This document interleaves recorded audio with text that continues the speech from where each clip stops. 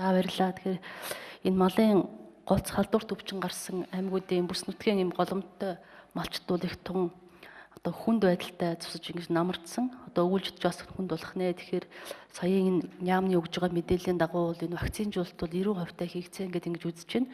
Гэтэл одоо Монгол улс үндсэндээ бүхэлдээ тойроод бол малын одоо олон төрлийн өвчлөл бол одоо нэмэгдсээр байна, гарсаар байна. Тэгэхээр ер нь энэ малаа онцлох тал дээр манайхан ер нь юм хийж чадчих байгаа мó үгүй мó яг үндэ энэ вакцин гэдэг нь одоо хаанаас орж ирээд яг таарж байгаа юу энэ оншиндоо үндсэндээ бол бид нар одоо энэ малын гоц халдварт өвчин гэхээр шүлхий цэцэг гэл энэ мялцсан гэл энэ өвчин чинь одоо биднэрт бол таньдаг хүн шиг болоод ингээд бараг суурьчихсан 30 40 жилийн өвчлөлийн тухай бид нэр сонсож штэ. Тэгэхээр энийг малын энэ өвчлөлийн онцлогоог ер нь хаана яаж хийгддэг юм бэ? Энэ дээр одоо энэ дэмжлэгээний байгууллагуудтайгаа хэр хамтарч энэ бодлого юмнуудыг авч хэрэгжүүлдэг юм бэ гэдгийг бас асуумаар байна. Ер нь бол дэлхийн нийтийн цаг агаарын дулаар л мөн дээрээс нь хөрсний янз бүрийн байдлаасаа болоод бол хүний өвчлөл хүртэл одоо энэ огт танигдахгүй вирусууд маш их болчихсон шүү дээ. Гадныхан бол одоо янз бүрийн одоо шорхой шавжнаас эхлүүлээд бүх юмдаа одоо энэ одоо өвчлөлт бол одоо ямар нэгэн байдлаар онш тогтоодсон байж идэг.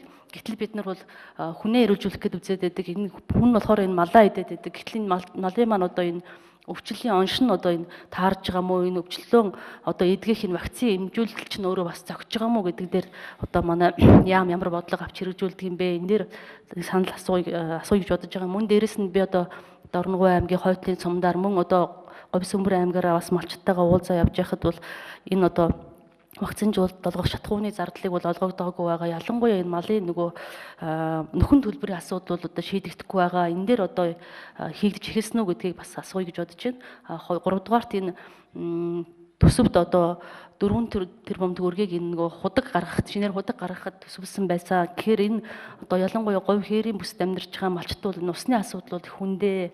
Тэр цэсмээ одоо энэ гол усгүй газарт бол шинээр худаг гаргах гэдэг бол одоо маш их амны үнэтэй ийм асуудал байдгаа. Тэгэхээр энэ тал дээр одоо бас ямар одоо шинээр худаг гаргах тал дээр одоо энэ бүсгийн нутгуудад одоо хэдийн хэмжээний одоо зарцуулалт хөрөнгө зарах вэ гэдэг дээр бас хоёр дахь асуултыг тавьж байна.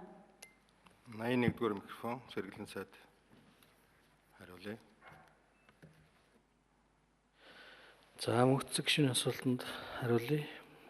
Энэ олон төрлийн өвчин гараад энийг эмчилж чадаж байна уу? Вакцин чинь таарч байгаа мó? Ямар лаборатори өмнө шинжилүүлд юм бэ гэсэн юм асуулт байгаа. Тэгэхээр үнэхээр одоо бас энэ малын өвчлөлийн асуудал бол маш олон жил дарагдсан, голомтод шилжсэн. Тэгээ энэ өвчлөлийн эмчлэх хяналт хариуцлагын асуудал байхгүй байгаа учраас энэ өвчин ингэж гараад байгаа асуудал байгаа. За өнөөдрийн нөхцөлд бол бид бог малын мялдсан шүлхий хоёроо бол үндсэндээ вакцинжуулалт амжилттай дууссан. Хоньны цэцэг бол хоёр газар тоотлогоо цөөхөн байгаа. Гэхдээ хорой цэрийн дэглэм үргэлжилж ингэж явж байгаа. За энэ дээр бол яг үнэхээр төр одоо өөрөө бас хяналттай байд төрийн өмнөөс одоо ажил үйлчлэгээ үзүүлэх боломж байхгүй байгаа өнөөдрийн нөхцөлд бол бид хувийн малимлагуудаараа ажлын хөлс төлж энэ малын вакциныг хийлгэж байгаа. Энэ дээр манай малчдын ч гэсэн хариуцлагын асуудал байгаа юм. Нөгөө өндөр настай малын эмч маань яваад очиод тариа тарилгаа хийхээр малаа барьж ихгүй нөгөө эмнэг хангалмаар малын одоо бас барьж чадахгүй байжгаад зарим нь хийхгүй тал байж зарим нь хариуцлагагүй одоо бас үйл ажиллагаанаас болоод вакцина бүрэн гүйцэд хийж чаддгүй юм тохиолдлууд бас байгаамаа. За энэ вакциныг бол манай мал эмнэлэг ариун цэврийн лаборатори энэ өвчнийг бол онцлоод тэгээд энийг олон улсын бас лабораторид явуулж баталгаажуулдаг. Тэгээ баталгаажуулсны дараа энэ вакцина захиалдаг. За энэ вакциныг бас олон улсын итгэмжлэгдсэн лабораторид дүгнэлтээ гаргаад танаа энэ өвчинд бол ийм төрлийн вакцин таарна гэдгийг баталгаажуулсны дараа бол бид энэ худалдаа хууль ажиллагаа зохион байгуулдаг. Тэгээ энийгээ бид энэ хувийн мал эмнэлгүүдээр дамжуулж одоо хийж байгаа. За олон улсын экспертүүд бол манай улсад ирж ажилласан. Саяны энэ халдварт өвчнүүдтэй тэмцэж байгаа тактик үйл ажиллагаатай бас газар дээр нь танилцаад бас тодорхой хэмжээний эерэг одоо бас үнэлгээг өгсөн байгаа.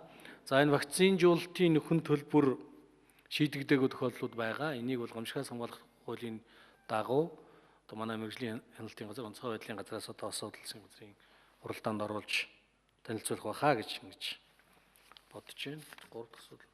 За энэ худаг усны тухай асуудал байгаа. Энэ бол доктортой амжиргаа төслийн хүрээнд одоо бас нэг 4 тэрбум төгрөг манай яамн дээр тавигдсан байсан. Тэгтэл одоо бид нэр өнөөдөр сангийн яамтай холбогдсон сангийн яам бол орон нутг руу одоо энэ худаг усны асуудлыг орон нутгийн төсөв рүү шилжүүлэхээр болсон гэдэг ийм мэдээлэл өгсөн байгаа.